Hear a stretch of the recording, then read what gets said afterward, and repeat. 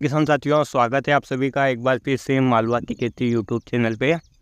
जैसा कि किसान साथियों आपको पता ही होगा सोशल मीडिया के माध्यम से, इंटरनेट के माध्यम से कि मानसून ने हमारे देश में एंट्री कर लिए हैं। शीघ्र ही ये पूरे देश में फैल जाएगा। किसान भाई अपनी खरीफ फसलों की बुआई करना शुरू कर देंगे। अभी बहुत सारे किसान भाई सोयाबीन की वैरायटी का भी चयन कर रहे हैं। कुछ किसान भाई खेतों की जुताई कर रहे हैं। कुछ किसान भाई अपने मेड़ों की साफ़ सफाई कर रहे हैं। किसान साथियों, अब हमें सक्रिय हो जाना है। बहुत निकाल ली नींद हमने गर्मी में। अब हमें अपने फसल का अच्छी पैदावार लेने के लिए पहले से ही तैयारी करनी है। जिस प्रकार से एक योद्धा युद्ध क्षेत्र में जाने से पहले तैयारी करता है, एक स्टूडेंट परीक्षा में जाने से पहले तैयारी करता है, ठीक इसी प्रकार से हमें भी अपनी खेती में सफल होने के लिए, फसल से अच्छा उत्पादन लेने के लिए पहले से तैयारी करना है। पहली तैयारी में किसान साथियों सबसे पहले आता है बीज सिलेक्शन, यानी सोयाबीन की वैरायटी का चयन।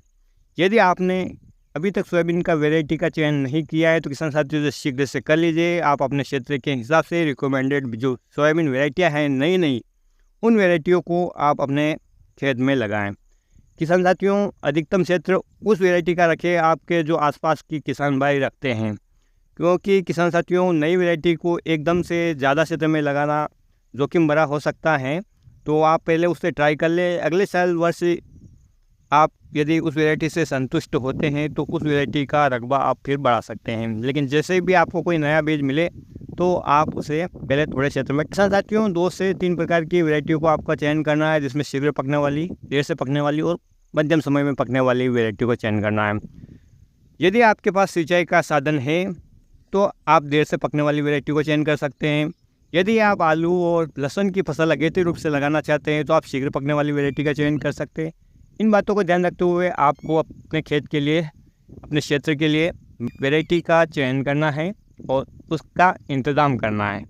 किसान साथियों यदि आपने सीड सिलेक्शन कर लिया है, आपने बीज अवेलेबल कर लिया है अपने पास जिस वैरायटी को आप लगाना चाहते हैं, तो उसके बाद अभी किसान भाई खेतों की जुताई कर रहे हैं।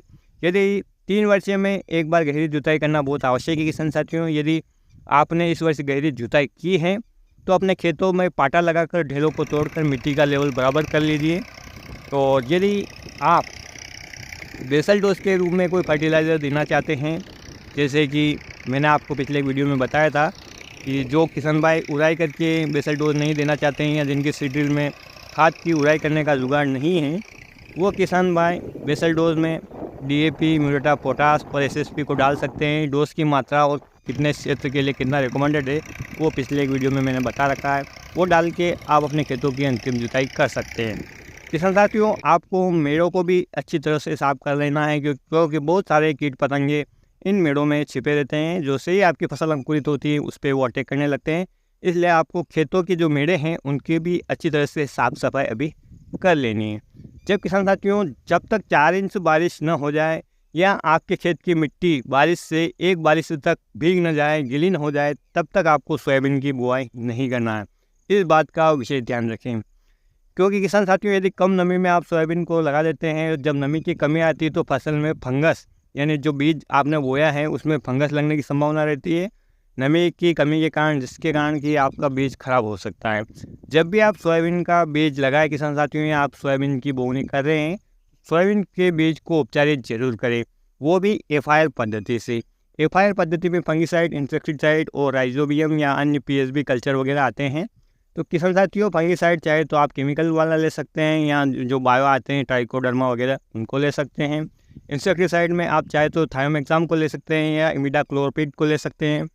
और जो राइजोबियम कल्चर आता है इसमें आपको चाहे सूखा पाउडर जो आता है वो ले सकते हैं या चाहे तो आप जो लिक्विड फार्मूलेशन आता है वो ले सकते हैं। मैंने पिछले वीडियो में आपको बताया था कि एनपीके कंसोर्टिया, इससे यदि आप बीज को उपचारित करते तो आपको क्या क्या फ़ायदे होंगे, जिससे कि आपके खाद की जो लागत है वो भी कम आएगी, आपकी फसल को जो पोषक तत्व देने जा रहे हैं वो भी घुलनशील अवस्था में आ जाएंगे और इस प्रकार से आपको फ़ायदा देखने को मिलेगा। तो यदि आपने वो वीडियो नहीं देखा है तो वो वीडियो चैनल पे जाकर देख सकते हैं। तो किसान साथियों इस प्रकार से हमें अपने खेती को सफल बनाने के लिए तैयारियां शुरू कर देनी है। और यदि आप स्मार्ट किसान हैं तो अंदाज़ा है मेरा कि आपने अभी तक कर लिया होगा या आप तैयारी में लगे हुए हैं, क्योंकि युद्ध में जीतना है तो तैयारी पूरी करके जाना है। और हमेशा ध्यान रखें किसान साथियों, अपनी फसल की सतत निगरानी आपको रखना है। शुरुआती अंकुरण अवस्था के बाद आपको अपनी फसल को पक्षियों से भी बचाना है, क्योंकि उसमें जो बीज दल निकलता है उसी में प्रोटीन और विटामिन्स होते हैं पौधे के लिए। तो शुरुआती 7-8 दिन की खुराक आपकी फसल उन्हीं से लेती है, तो उनको भी पक्षियों से बचा कर आपको रखना है। वैसे भी यदि आप सामूहिक रूप से एक साथ बुआई करते हैं तो पक्षियों का अटैक बहुत कम होता है, क्योंकि थोड़ा थोड़ा सभी खेतों में खाते हैं, जिसके कारण कोई ज़्यादा नुकसान नहीं होता है। लेकिन यदि आप अगेती रूप से लगा देते हैं, साथ में बाजू वाले खेतों में किसी किसान भाई ने नहीं लगाया है, तो सारे पक्षी आपके खेत में अटैक करेंगे और आपकी फसल को कमज़ोर कर सकते हैं। तो इस प्रकार से किसान साथियों, आपको अपनी खेती की तैयारी कर लेना है और हमेशा फसल की सतत निगरानी करना है। उसके बारे में जिस वैरायटी को आपने लगाया है उसमें कौन से रोग आने की संभावना है, कौन से कीट उस पर आते हैं, इसके बारे में भी आपको इंटरनेट के माध्यम से जानकारी मिल जाएगी, या जो कृषि मित्र हैं उनके माध्यम से जानकारी मिल जाएगी। तो आपको लगातार सचेत रहना है।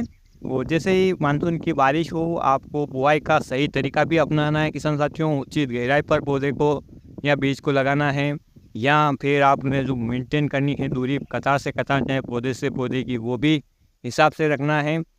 ज़्यादा पानी, ज़्यादा पौधे, ज़्यादा पैदावार की धारणा गलत है किसान साथियों।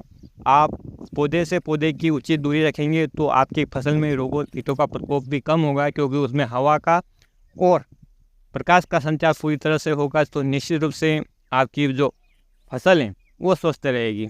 अब कतारों का किस दिशा में खींचना उचित रहता है किसान साथियों, तो सामान्यतः आपने देखा होगा कि क्षेत्र की विपरीत, ढलान के विपरीत आपको हमेशा बुआई करनी चाहिए। लेकिन यदि आपका खेत समतल है तो आप पूर्व से पश्चिम दिशा की ओर यदि कतारों की लाइन लंबाई रखते हैं, तो इसमें आपको एक फ़ायदा देखने को ये मिलेगा कि किसान साथियों, जो पश्चिम की हवा चलती है वो डायरेक्ट आपके पौधों के कतारों के बीच से होकर पूर्व की दिशा की ओर निकल जाएगी, जिससे कि आपके प्रत्येक कतार में समान हवा का संचार होगा।